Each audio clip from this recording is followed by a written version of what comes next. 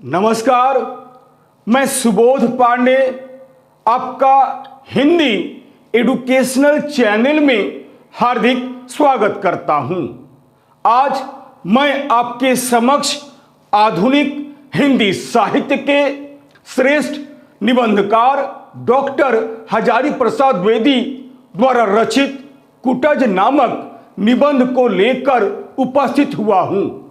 आज मैं आपके समक्ष कुटज नामक निबंध का सार या सारांश या सारगर्भित आलोचना को प्रस्तुत करना चाहता हूं। तो आइए, सबसे पहले मैं आपके समक्ष डॉक्टर हजारी प्रसाद द्विवेदी जी का सामान्य साहित्यिक परिचय प्रस्तुत करता हूं। फिर इसके बाद मैं कुटज नामक निबंध की सारगर्भित आलोचना प्रस्तुत करने का प्रयास करता हूं। ध्यान देकर सुनिएगा। डॉक्टर हजारी प्रसाद द्विवेदी जी का सामान्य परिचय। डॉक्टर हजारी प्रसाद द्विवेदी आधुनिक हिंदी साहित्य जगत के एक श्रेष्ठ निबंधकार हैं। सच पूछा जाए तो ये शुक्लोत्तर युग के एक महान समालोचक, निबंधकार एवं उपन्यासकार हैं। ये हिंदी आलोचना के चंद्र तथा ललित निबंध के सूर्य माने जाते हैं। इन्होंने हिंदी में ललित निबंधों की शानदार शुरुआत की है, जिसके कारण ये आधुनिक हिंदी जगत के एक महान तथा उच्च कोटि के निबंधकार बन गए हैं।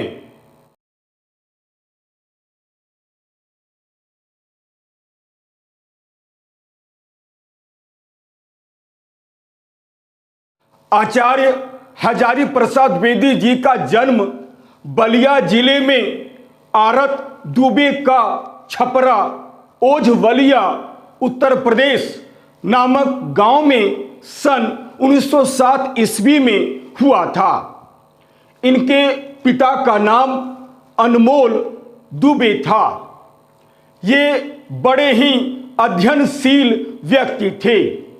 उन्हीं के संस्कारों को अपनाते हुए उन्होंने किशोरावस्था में ही उपनिषदों तथा अन्य दर्शन ग्रंथों का अध्ययन कर लिया था। पिता की प्रेरणा से ही इन्होंने संस्कृत और ज्योतिष का गहरा अध्ययन किया। इन्होंने काशी हिंदू विश्वविद्यालय से साहित्याचार्य और ज्योतिषाचार्य की परीक्षाएं उत्तीर्ण की। उनकी आरंभिक शिक्षा घर पर ही हुई। बाद में उच्च शिक्षा के लिए काशी हिंदू विश्वविद्यालय गए। वहां से उन्होंने ज्योतिषाचार्य की उपाधि प्राप्त की। आगे उन्हें गुरुदेव रविंद्रनाथ टैगोर के संपर्क में रहने का सौभाग्य प्राप्त हुआ।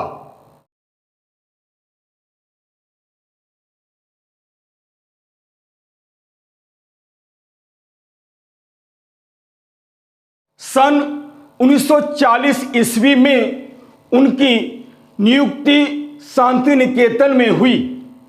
वहां वे हिंदी भवन के निर्देशक बने।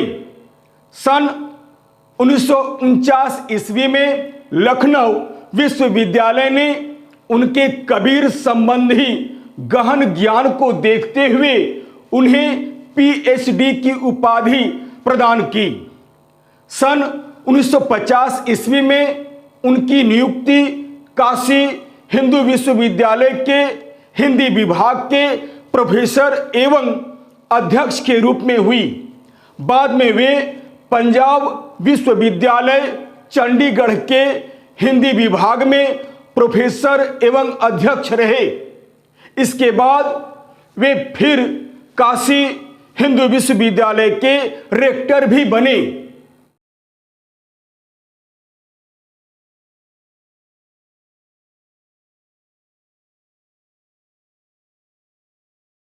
द्विवेदी जी जीवन पर्यंत साहित्य साधना में लगे रहे। हिंदी आलोचना के क्षेत्र में आचार्य रामचंद्र शुक्ल के समान ही इनका काफी योगदान एवं महत्व है। लखनऊ विश्वविद्यालय से उन्हें डीलिट की उपाधि प्राप्त हुई। कबीर कृति पर उन्हें मंगला प्रसाद पारितोषिक प्रदान किया गया।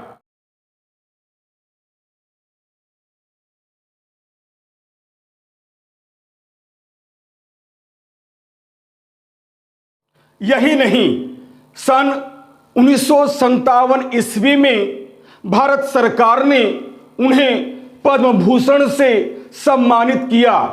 वे आजीवन भारत सरकार की शैक्षिक एवं साहित्यिक सेवा में रत रहे। सन 1979 ईस्वी में उनका स्वर्गवास हो गया। रचनाएं। आचार्य हजारी प्रसाद द्विवेदी जी का व्यक्तित्व बहुमुखी था, अर्थात वे बहुमुखी प्रतिभा के एक धनी साहित्यकार थे। ये एक उच्च कोटि के निबंधकार, उपन्यासकार, साहित्य इतिहासकार तथा आलोचक थे। उनकी प्रमुख रचनाएं इस प्रकार है।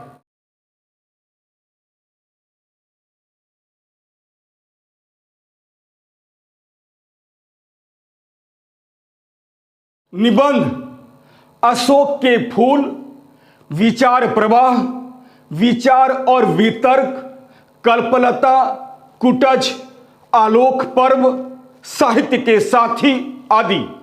इतिहास, हिंदी साहित्य की भूमिका, हिंदी साहित्य उद्भव और विकास, हिंदी साहित्य का आदिकाल उनकी प्रमुख रचनाएं हैं। प्राचीन भारत का कला विकास, प्राचीन भारत के कलात्मक विनोद उनकी भारतीय संस्कृति और इतिहास से संबंधित रचनाएं हैं। हिंदी साहित्य के इतिहास में भी द्विवेदी जी ने नई दृष्टि से शोध किए हैं।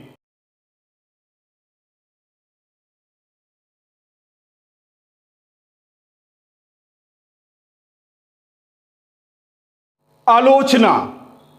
कबीर सूर साहित्य, मध्यकालीन धर्म साधना, नाथ संप्रदाय, साहित्य सहचर, लालित मीमांसा, कालिदास की लालित योजना, उपन्यास, बाणभट्ट की आत्मकथा, चारुचंद्र लेख, अनामदास का पोथा, पुनर्नवा आदि।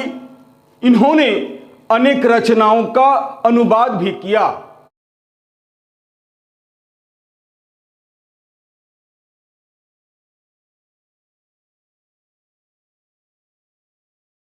आचार्य हजारी प्रसाद द्विवेदी जी के निबंधों में विचारों का खुलापन, विनोद प्रियता तथा चिंतन की गहराई देखने को मिलती है। वे भारतीय संस्कृति को रचा पचाकर उसके सही रूप को प्रस्तुत करने में सफल रहे हैं। उनका चिंतन भेदभाव से ऊपर है। उनमें समन्वय और मानवतावाद की भावनाएं प्रबल है। वे पशुओं और पक्षियों से भी मानव की तरह व्यवहार करते हैं। द्विवेदी जी की सरल लेखनी का स्पर्श पाकर जड़ पदार्थ भी जीवित हो उठे हैं।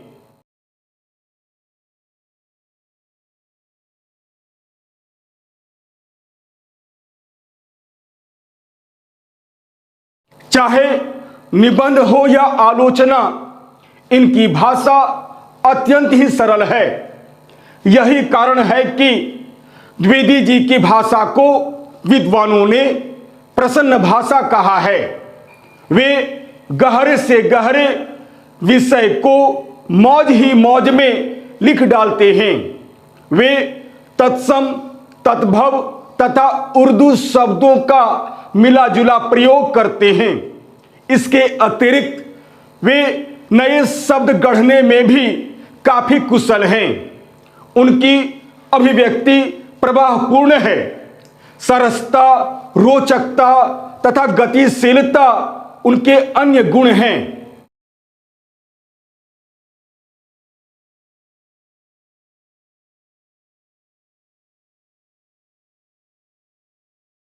इस तरह हम देखते हैं कि डॉक्टर हजारी प्रसाद द्विवेदी जी भारतीय साहित्य, दर्शन एवं संस्कृत के प्रकांड विद्वान हैं। वे एक गंभीर चिंतक, विचारक, उच्च कोटि के समीक्षक एवं कुशल वक्ता हैं। हिंदी के श्रेष्ठ मौलिक निबंधकारों में उनका नाम उल्लेखनीय है। ये हिंदी साहित्य के उच्च कोटि के निबंधकार और आलोचक तथा उपन्यासकार हैं।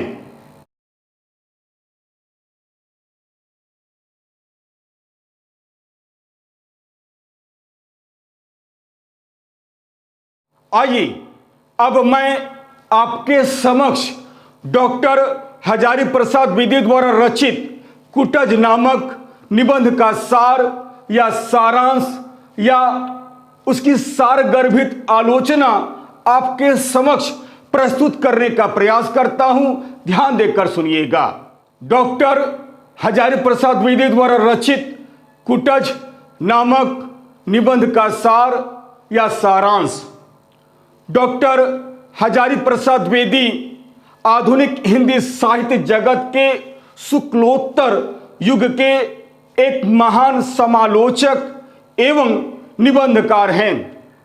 ललित निबंधकारों में इनका एक प्रमुख स्थान है।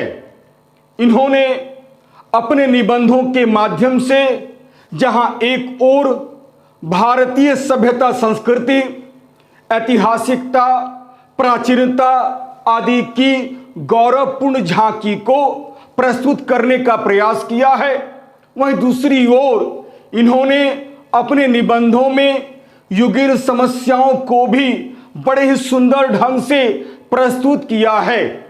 उनके निबंधों में मानवतावादी चेतना, लोक चेतना तथा सामाजिक चेतना आदि गुण भी पाए जाते हैं।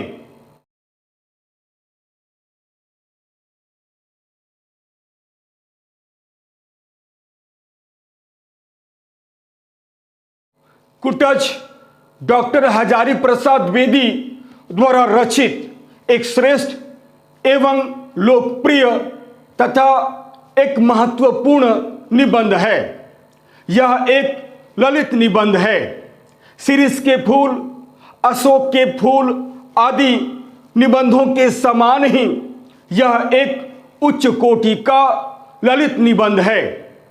इस निबंध में लेखक ने मैं शैली का प्रयोग किया है, अर्थात यह निबंध भावात्मक एवं चित्रमय शैली में प्रस्तुत किया गया है।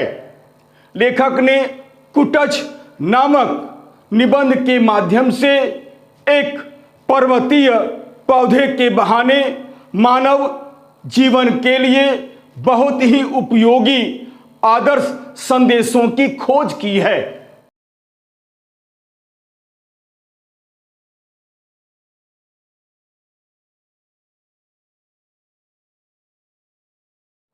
द्विवेदी जी ने इस निबंध के माध्यम से जहां एक ओर कुटज नामक एक पर्वतीय पौधे का गुणगान किया है, वहीं दूसरी ओर मानव जीवन के लिए कई आदर्श संदेशों की खोज की है तथा उसे जन जन तक पहुंचाने का प्रयास किया है।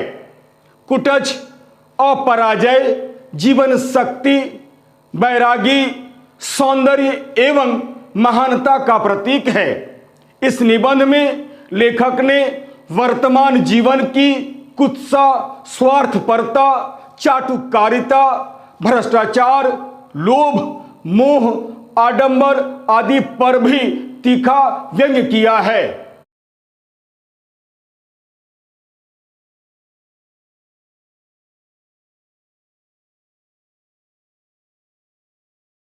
इस निबंध में लेखक ने सबसे पहले कुटज नामक एक ठिगने से वृक्ष की प्रशंसा की है। साथ ही उन्होंने हिमालय की शिवालिक चोटियों का भी विस्तार से वर्णन किया है। लेखक कहते हैं कि हिमालय के पार देश में स्थित शिवालिक की चोटियां हैं। शिवालिक या शिव के जटाजूट का निचला भाग हिमालय का अधोभाग होने के कारण ही संभवतः इसे शिवालिक कहा गया है। सपाद लक्ष्य भी इसे कहा जाता है, परंतु 1.25 लाख की मालगुजारी वाला इलाका तो वह लगता नहीं है। शिव की लट जैसी बनी हुई जटा की भांति इसकी भूमि बिल्कुल सूखी, नीरस और कठोर है।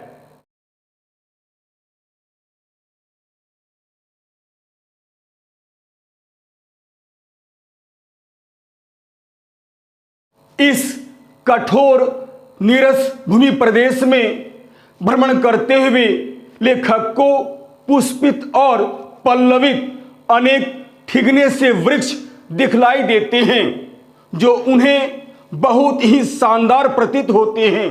अर्थात लेखक को शिव की लट से बनी हुई जटा की भांति यहाँ की भूमि भी सूखी, नीरस और कठोर महसूस होता है।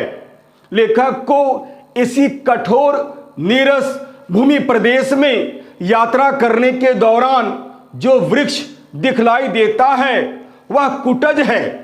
लेखक कुटज नामक एक ठिगने से वृक्ष को देखकर बहुत अधिक प्रभावित होता है तथा कुटज नामक इस ठिगने से वृक्ष को देखकर कुछ सोचने के लिए बाध्य हो जाते हैं।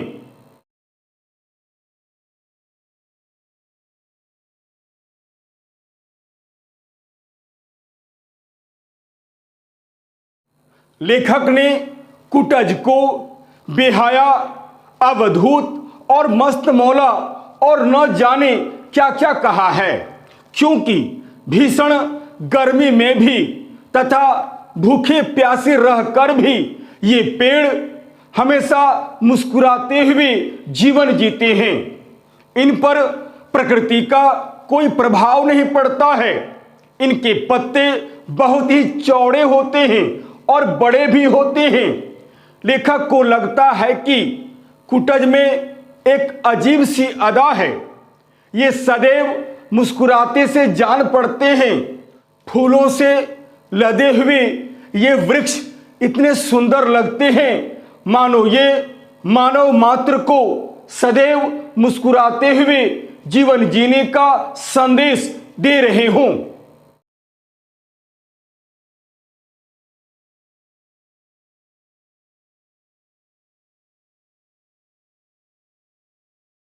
लेखक इस यात्रा के दौरान इस ठिगने से मस्त मौला वृक्ष को देखकर बहुत अधिक प्रभावित तथा आकर्षित होते हैं। फिर लेखक इस छोटे से वृक्ष के नाम को याद करता है। लेखक को उस समय नाम याद नहीं आता है। पहले तो वह सोचता है कि रूप मुख्य है या नाम। वह सोचता है कि नाम में आखिर क्या रखा है। नाम से बड़ा गुण होता है और उसे कई नामों से संबोधित करते हैं, जैसे सुस्मिता, गिरिकांता, शुभ्र किरीटिनी, वन प्रभा, विजितापता, मदोध्वता या पौरुष व्यंजक, अकुतो भय, गिरि गौरव, कुटोल्लास, अपराजित, धरती ढकेल, पहाड़ फोड़, पाताल भेद आदि आदि अनेक नाम दिए जा सकते हैं।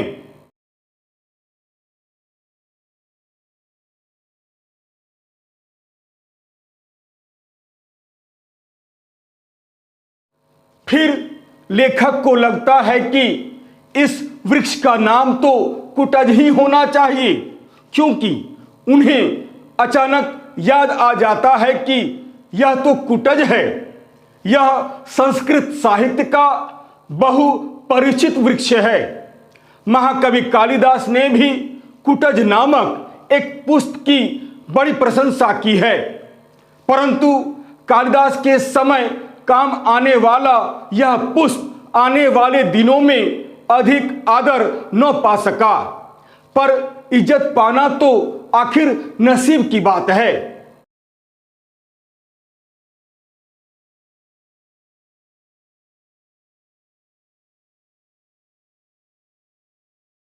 रहीम बड़े दरियादिल आदमी थे। जो पाया सो लुटाया, परंतु दुनिया ने रस चूस लेने के बाद उनको भी फेंक दिया था।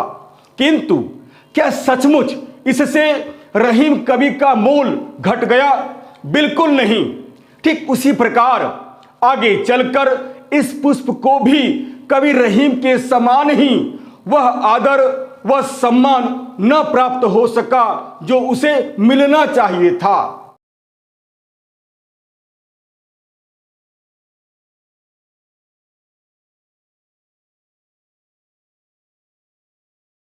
इस निबंध में लेखक ने कुटज शब्द की उत्पत्ति पर भी विस्तार से प्रकाश डाला है और कहा है कि कुटज अर्थात जो कूट से पैदा हुआ हो।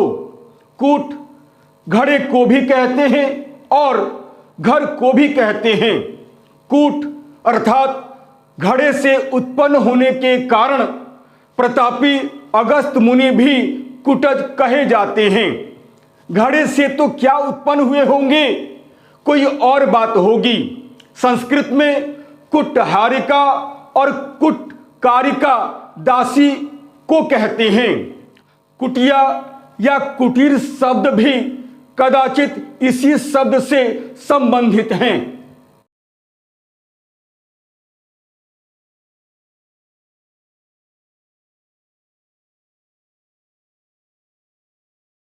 घर में कामकाज करने वाली दासी कुटकारिका और कुटहारिका कही जा सकती है। एक जरा गलत ढंग की दासी कूटनी भी कही जा सकती है। संस्कृत में उसकी गलतियों को थोड़ा अधिक मुखर बनाने में उसे कुटनी कह दिया गया है, परंतु घड़े से पैदा होने की कदापि कोई तुक नहीं है। न मुनि कुटज अर्थात अगस्त के संबंध में और न फूल कुटज के संबंध में। कुटज आग्नेय अथवा कोल भाषा परिवार का एक शब्द है। संस्कृत में भी कुटज शब्द मिल जाता है।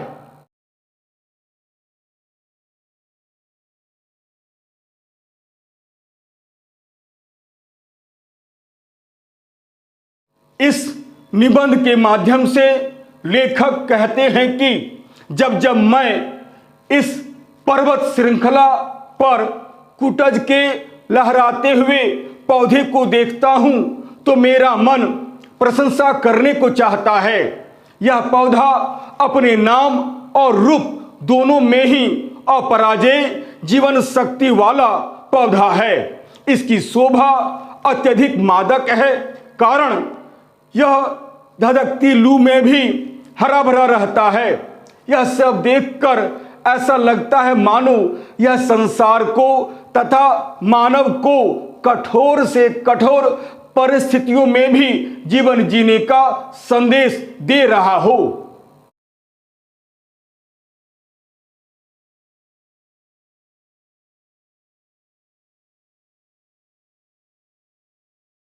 कहने का अर्थ यह है कि यह यानी कुटज मानव मात्र को सदैव मुस्कुराते हुए जीवन जीने का संदेश देता है।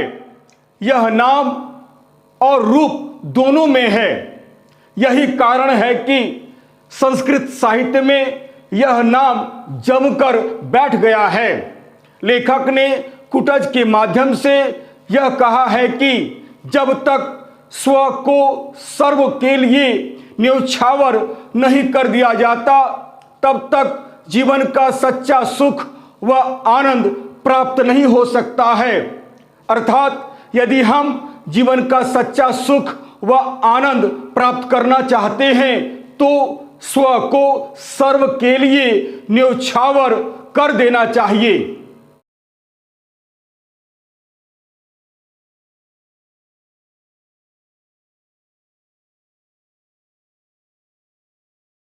लेखक हजारी प्रसाद बेदी जी ने कुटज की प्रशंसा करते हुए आगे कहा है कि जीवित रहना अथवा जीवन बिताना सबको नहीं आता है।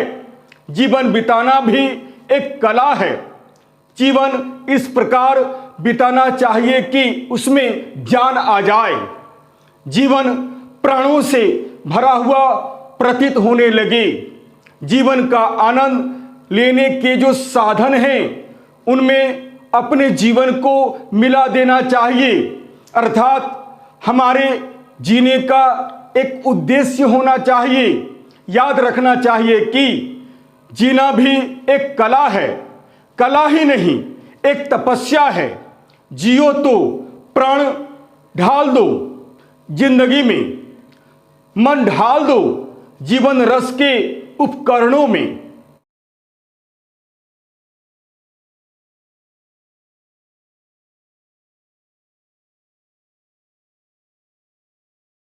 लेखक ने इस निबंध के अंत में कुटज के माध्यम से मानव मात्र को कई महत्वपूर्ण संदेश दिए हैं।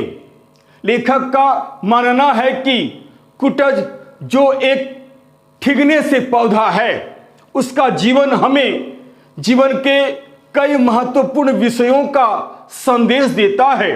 जैसे हमें जीवन में क्या क्या करना चाहिए और क्या नहीं, जीवन कैसे जीना चाहिए, हमारे जीवन का आदर्श कैसा होना चाहिए, जीवन किस ढंग से जीना चाहिए, हमारे जीवन का मूल उद्देश्य क्या होना चाहिए, आदि आदि।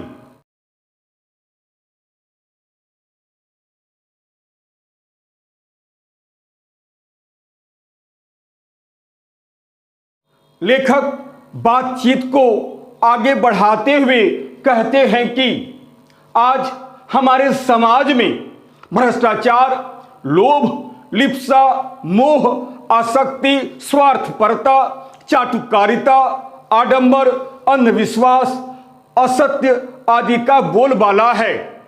परिस्थितियां व्यक्ति के बिल्कुल विपरीत है, फिर भी हम आत्मनिर्भर बने, भीख न मांगे, किसी पर आश्रित न रहें, ईश्वर के अतिरिक्त किसी से न डरें, केवल नीति और धर्म का उपदेश न देकर उन्हें अपने व्यवहार में लाने का प्रयास करें, अच्छा कर्म करें, कर्मशील बने, हमेशा मस्त रहें, अपना अधिकार छीन लें, किसी की चापलूसी न करें।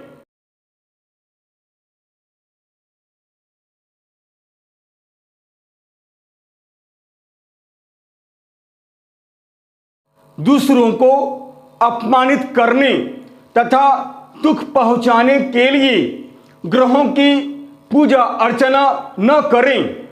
अपनी आय को बढ़ाने के लिए कभी भी भिन्न भिन्न प्रकार के रत्नों को श्रद्धा से धारण न करें।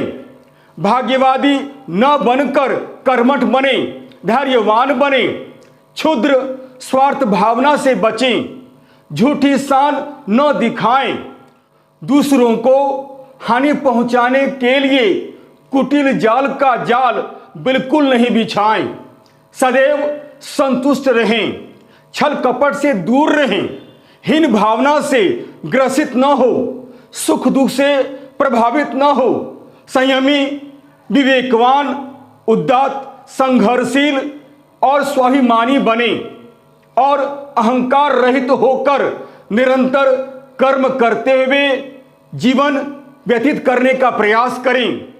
सदैव प्रसन्न रहें, कभी भी अपने ऊपर घमंड न करें। अतः हम कह सकते हैं कि कुटज नामक ठिगने से पौधे का जीवन हमें कई महत्वपूर्ण संदेश देता है।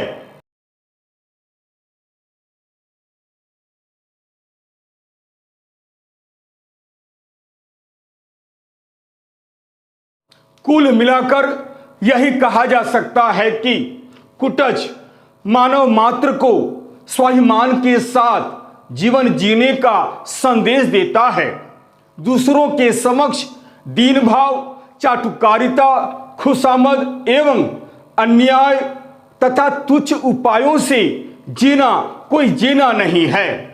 कुटज का मुख्य संदेश है, चाहे सुख हो या दुख, प्रिय हो या अप्रिय, जो मिल जाए उसे शान के साथ हृदय से बिल्कुल अपराजित होकर प्रसन्नतापूर्वक ग्रहण करो। जीवन में हार मत मानो, आदि आदि।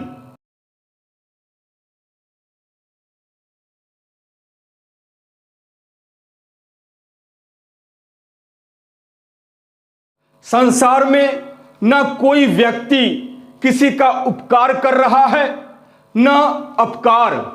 सब कुछ इतिहास विधाता की योजना के अनुसार ही हो रहा है। सुख पहुंचाने का अभिमान यदि गलत है तो दुख पहुंचाने का अभिमान भी गलत है। अतः मनुष्य यदि अपने ऊपर अभिमान करता है तो वह महान भूल करता है। दुख और सुख तो मन के विकल्प हैं, परवस्था ही दुख है, आत्मवस्था ही सुख है। कुटज राजा जनक की भांति संसार में रहकर संपूर्ण भोगों को भोग कर भी उनसे मुक्त है। कुटज अपने मन पर सवारी करता है, मन को अपने पर सवार नहीं होने देता है। अतः तुम यानी कुटज धन्य हो।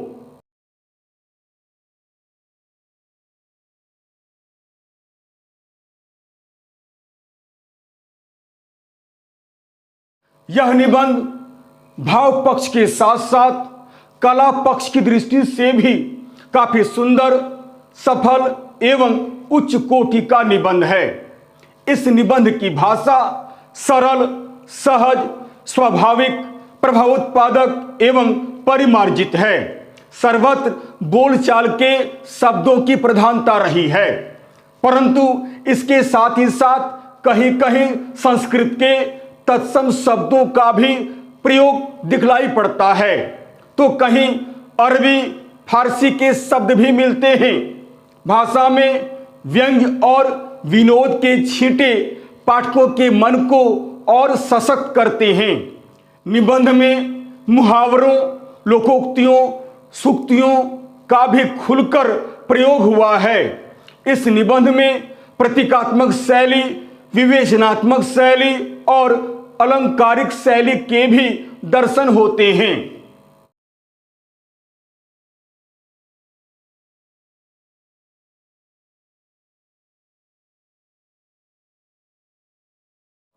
अतः हम कह सकते हैं कि भाव एवं भाषा की दृष्टि से तथा कथ्य एवं शिल्प की दृष्टि से द्विवेदी जी का यह यानी कुटज निबंध एक श्रेष्ठ व सुंदर निबंध है, जो पाठकों के हृदय पर एक अमिट छाप छोड़ जाता है। कुल मिलाकर यह कहा जा सकता है कि डॉक्टर हजारी प्रसाद द्विवेदी द्वारा रचित कुटज एक श्रेष्ठ, सुंदर एवं सफल ललित निबंध है।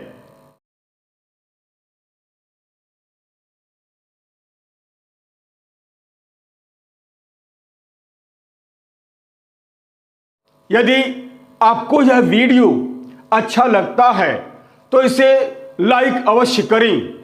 अपने सगे संबंधियों को भी इसे शेयर करना बिल्कुल नहीं भूलें। और हाँ, चलते चलते मेरे इस चैनल को आप अवश्य सब्सक्राइब करें। याद रखिएगा, मैंने इस चैनल का निर्माण विद्यार्थियों के हित को ध्यान में रखकर ही किया है। अतः लाइक, शेयर और सब्सक्राइब करना बिल्कुल नहीं भूलें। और हाँ, यदि मेरे इस वीडियो में अगर आपको कहीं भी किसी प्रकार की कोई त्रुटि या कोई कमी नजर आती है तो सप्रमाण कमेंट्स अवश्य करें, ताकि मैं उन गलतियों का सुधार कर सकूं और आपके समक्ष एक बहुत ही उपयोगी व सुंदर वीडियो बनाकर प्रस्तुत कर सकूं, ताकि आप अधिक से अधिक उसका लाभ उठा सकें। तब तक के लिए नमस्कार, धन्यवाद।